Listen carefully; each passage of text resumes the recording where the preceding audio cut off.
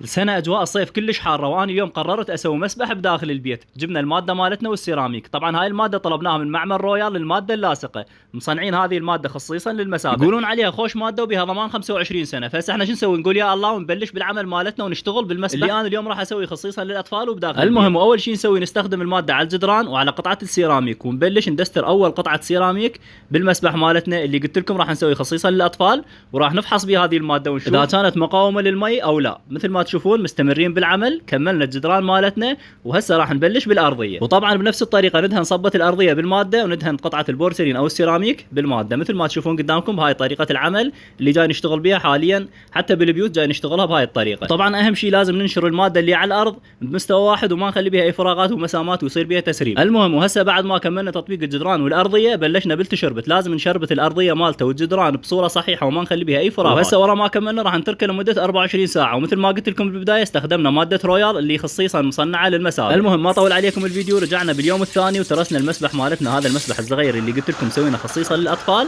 راح نخلي بيه مي حد ما ينملي. انتظرونا. وهسه ورا ما صار عندنا المي بهذا المستوى راح نتركه لمده يومين، يعني 48 ساعه، وراح نرجع لنشوف صار بيه تسريب او ما صار.